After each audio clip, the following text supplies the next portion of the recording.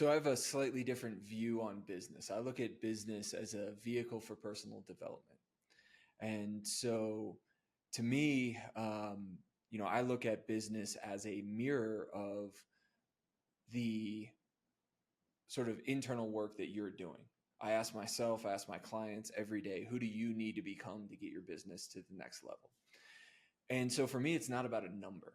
And in fact, it's rarely something that we talk about internally. When we talk about numbers, we're talking about the number of founders we freed from their business, not the revenue target.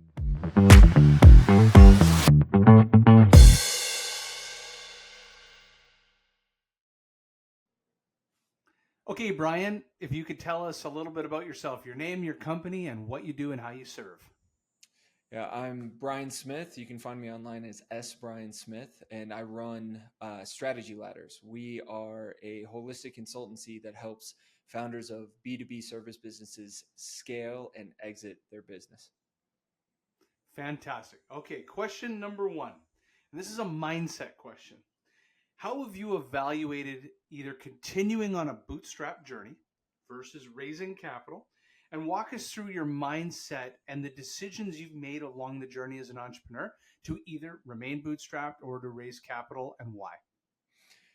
So in this company, I've made the decision not to bring on any investment. I've done it in the past, and I've realized the limitations that has when we work with an investor. While they can bring capital, there's also a lot of other limitations that they bring. I'm very focused on business fundamentals, and so from the very start, I've built this business around cash flow. And one of the ways that we did that is even at the very start, because this is a service business, so it's not as capital intensive.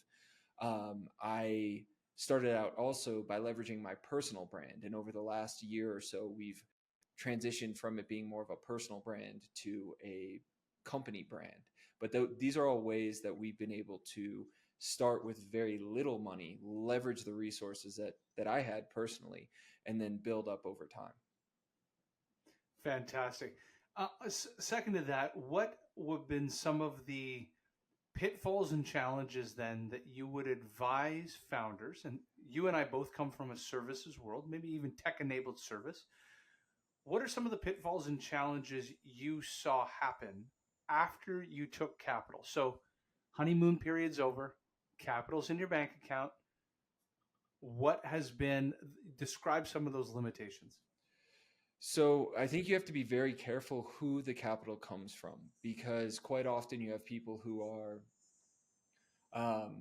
especially when you're smaller, you have people that are willing to bring, in some cases, a few $1,000,000, but they're looking for influence, or they're looking for something to do.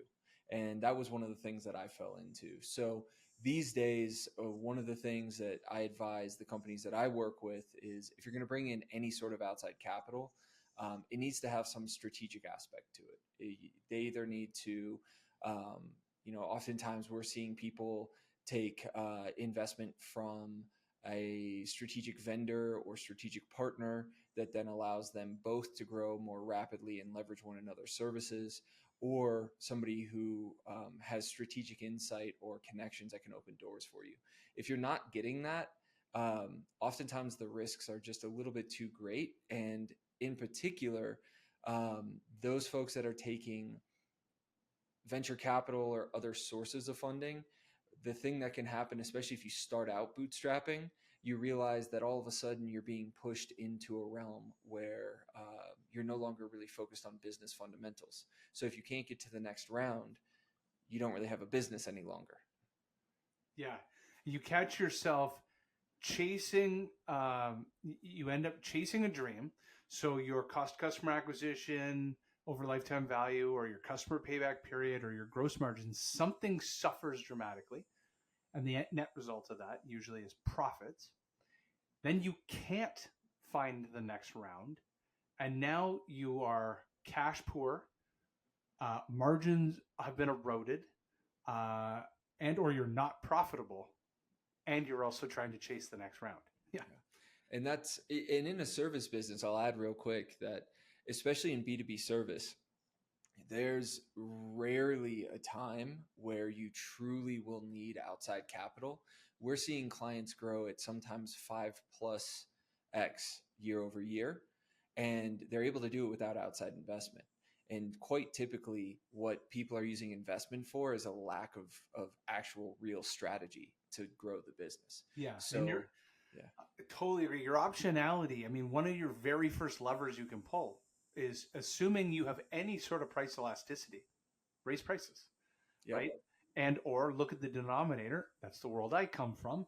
Look at your operating margins and say to yourself, my biggest expense, human capital, can probably change. How do I have less expensive labor executing against said projects, improving gross margins? Yeah. 100%. Yeah. Question number 2. So there's a founder's quote. There's a quote, 2 quotes. One is, a founder by definition is somebody that's willing, or an entrepreneur is somebody that's willing to work many years like most people won't, so you can work the remainder or have the remainder of your life like most people can't. That quote's always stuck with me. The second one has always stuck with me. I just hope I don't live this dream. And it is, you wake up in your 70s and you realize that you've made about 50% less money than you would have if you took in the big job at Apple, Microsoft, Google. But question is, are you happy with that decision? Why or why not? Would you be willing to trade all that potential money for fair market compensation for freedom? So I have a slightly different view on business. I look at business as a vehicle for personal development. And so to me, I look at business as a mirror of the sort of internal work that you're doing. I ask myself, I ask my clients every day, who do you need to become to get your business to the next level? And so for me, it's not about a number.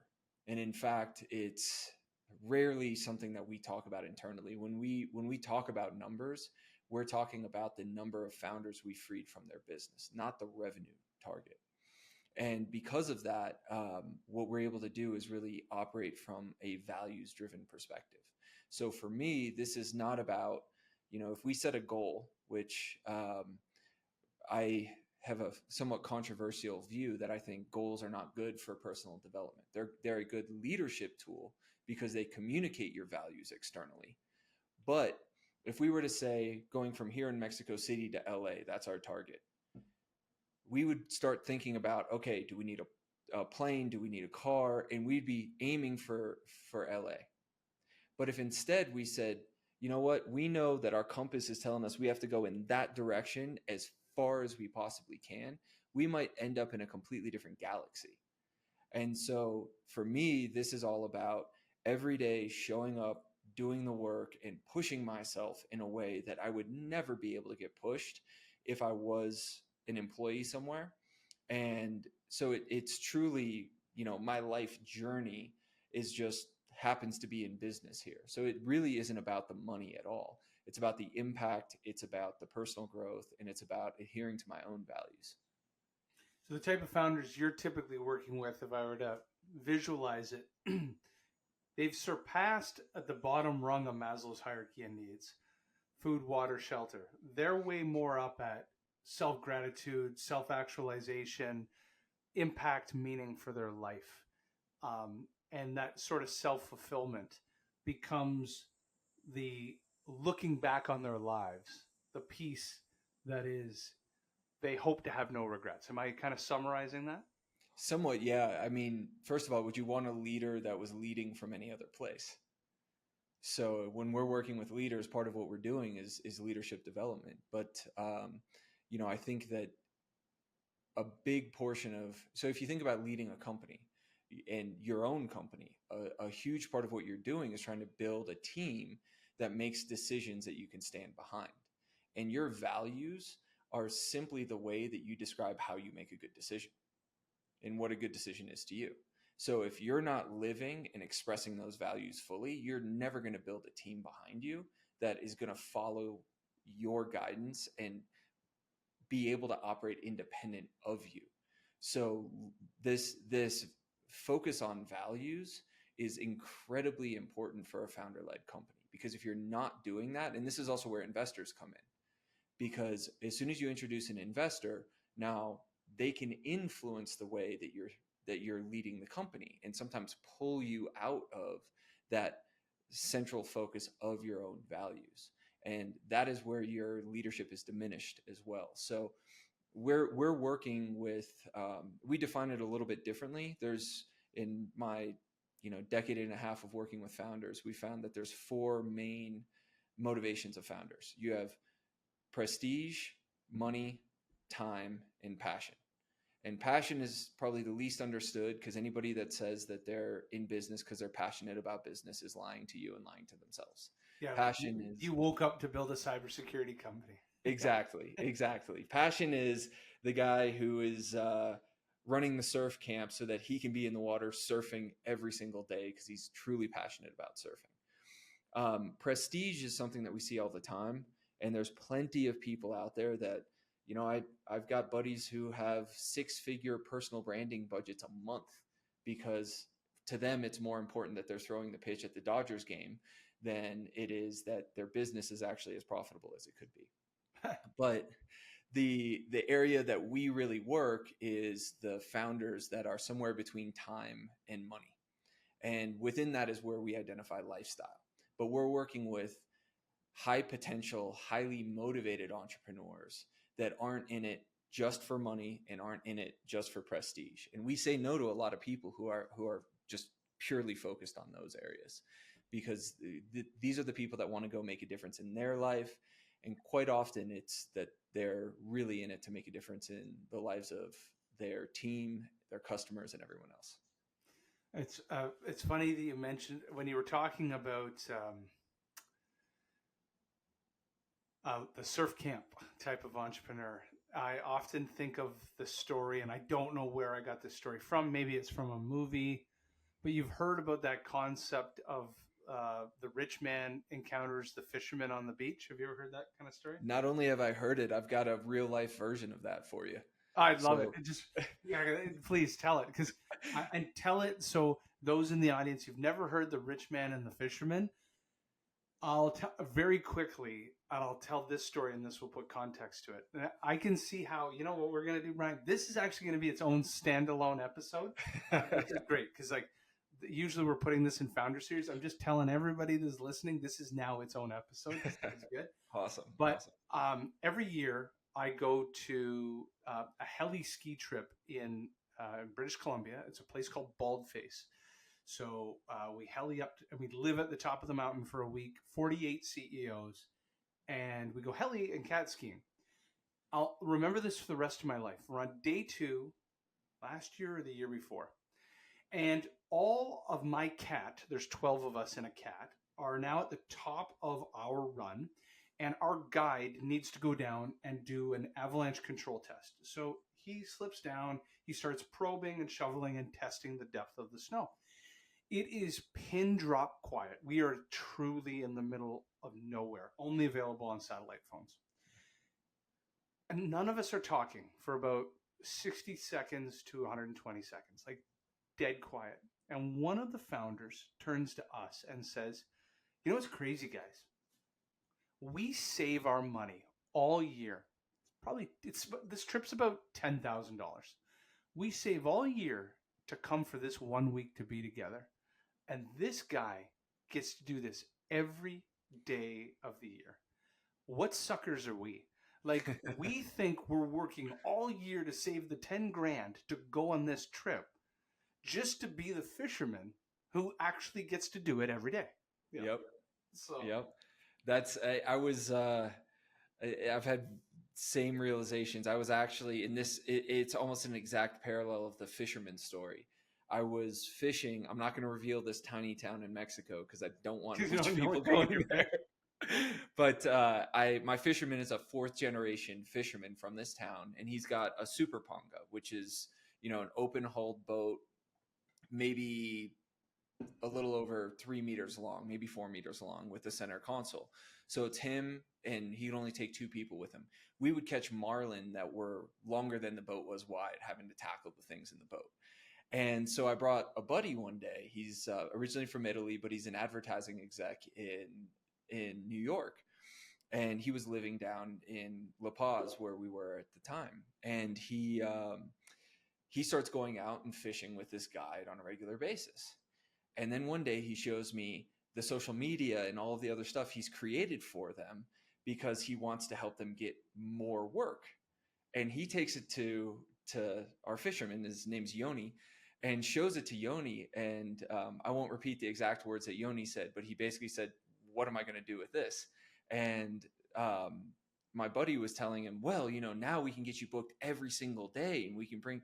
And he says, then I can't go fishing on my own. Why would I even want to do that? And this advertising exec couldn't even wrap his mind around the fact that this guy just wanted to fish with us, so then he could go out and fish on his own and enjoy his life. It's a completely different mindset. Yeah, completely different mindset. And it's so, and I watch this reframe happen from time to time again. Again, I hang out with these same 48 CEOs every year.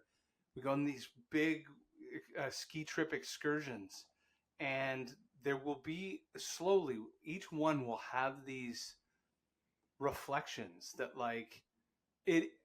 some of them are some of Canada and the United States' wealthiest founders. Some have taken companies public. Some are on the television show Shark version in Canada. We call it Dragon's Den. In the United States, we call it Shark's Tank. There's a dragon at the show. So the highest highs of a pinnacle of a career. But you'll see a twinkle in their eye at some point on this trip, and they'll go, all those accolades, all the prestige that you talked about, that's not why we're here.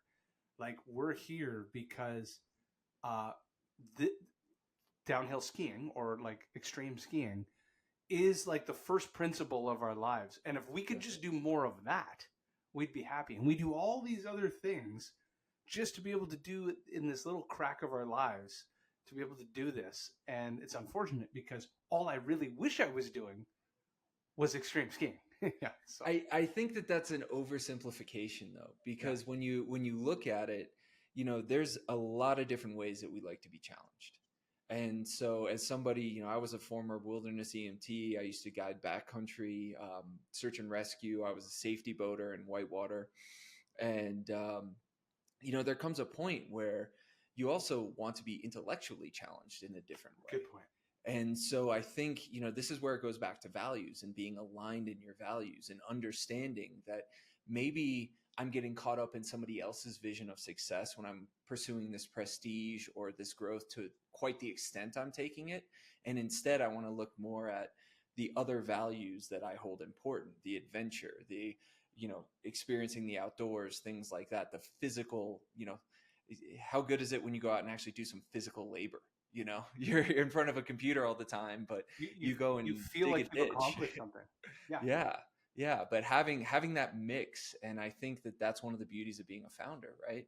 You have that ability to go and be in founder mode, right? You don't have to adhere to the corporate hierarchies of staying at the top, just dealing with all of your C-level. Instead, you can go out and roll up your sleeves and decide to go to the front lines anytime that you want. And I think that the further you get away from that, the further you get from the founder mentality, I think you can grow and get very, very big and maintain that. I mean, Steve Jobs is a great example of it, right? But if you get too far away from it, you start to lose a lot of the things that really light you up. And I mean, you and I probably both know people who are worth high 8 into the 9+ figures that honestly, they're pretty miserable. They're really not happy. Yeah, you said something as well. You talked about the 4 principles, and one of them is time. I'll tell you a quick story, and it's, I've been an entrepreneur. I'm 45 years old. I started my journey when I was 30. So it's taken me, and I only started doing this in the last year. So it's taken me 14 years to figure this out. And ironically, if you listen to a podcast called Agency Life, Gino Wickman, the inventor of EOS, was actually one of the episodes. And Gino, for the last 25 years, he works exactly 55 hours a week. He's got it down to a science. And he takes 150 days off a year. And he's figured out this perfect sweet spot so he never gets burnt out and he still feels invigorated by the business. Well, here's what I started, and it's really worked well for me, and I can actually feel it in my body at this very moment as we're recording it. So I started, I call it mind and grind time. And I started noticing, everybody talks about with Bill Gates, he would like take a week and read and do all these things. And he spent a lot, or Warren Buffett would spend so much time in solitude or in quiet, learning, absorbing, thinking, as he did actually operating. So long of the short, because I have an offshore agency in Dhaka, Bangladesh, my calls for the most part start every day at 7 a.m. So here's my structured week. At 7 a.m. I have calls and I work at least 12-hour days, Monday, Tuesday, Wednesday, Thursday, because I need to have internal calls in the really early mornings. And then of course I'm serving customers throughout Eastern Standard Time, Central, Mountain, Pacific. And then typically at night, I'm doing kind of cleanup tasks, preparing for the next day and so forth. So by Thursday afternoon, I have 2 more pitches later today. I can feel it in my body. I am crushed because it's such extreme for me at my age, extreme amount of workload. But what I do is I do not work Fridays, Saturdays at all. And what happens is Fridays, my body, what I do, I go water skiing with this group of guys. We call it Executive Fridays. Then I start to my unwind. My son and I will go up to the cottage. By Saturday morning, though, my brain, because I still know I have an entire weekend of time, starts to really unlock. I can't tell you how many of the product innovation, intellectual property ideas come Saturday between 7 a.m. and noon. Wow. And then on Sundays, I usually work about a half a day, but on different things. I write a weekly report for like an investor roundup. I kind of prepare for the next week. It's more kind of strategy stuff. Mm-hmm. But long of the short is, I just wanted to preface that. Like you talked about time. Time has become much more precious to me and much more valuable than even money has. Yeah. The older I get, I've had moments where the money was really great for that period of my life or against my peers or what have you. But in fact, the older I get, time is more valuable than the money is. It just thoughts on that. Is that you're seeing something similar from founders? I see. I mean, the vast majority of our founders are late 30s into their mid 50s because they all kind of have that, oh shit moment where they say, hey, I've got to do something if I'm going to ever get out of this business. And as you know, most B2B service businesses are really not saleable unless you structure them the right way. Yeah, unless they're recurring revenue and you've got other operators in the business. Yeah. And you're talking about if the founder's still active in the business, you're at best like a 1.5 EBITDA. Yeah. At best. And so, as soon as you remove the founder, you're talking, typically tripling that number, if not substantially higher. Yeah. And a lot of people don't know how to do that. I think so many people, I'm sure you've experienced this. When you get into a growth phase in your life and you literally sort of feel like you're floating, like everything is moving so fast, you feel a bit ungrounded. And but it's a good ungrounded, right? Like there's this progress, this motion. So many people just go back and they grip on and they find the thing that makes them feel grounded again. On one end, it might be drinking, it might be other things that are, less productive. But a lot of people just go back to the most common drug, which is work. And so they just go back into work, and that's that thing that sort of grounds them. And usually it's not the work they need to do. Because if you're really building a business that's bigger than you actually are working yourself out of it because it's going to grow bigger than you and you're going to need to bring in people at some point. And so I think, what ends up happening is people have that desire. Nobody starts a business saying, I really want to die doing this business. They have a bigger goal that they want to get to. But the thing is that it's just human. It's that human psyche of like, as soon as things start getting a little out of hand, we go back to what we know, and we'll do it on the negative side and we'll do it on the positive side when things are starting to change. And so I think, most people want the time, but they just don't know how to get there because their mind gets in the way. and they grit back on. I mean, I had a client that we took them from 10 to 18 million. And I remember it was every Friday we have calls with our clients and we review all their financials, all of their metrics.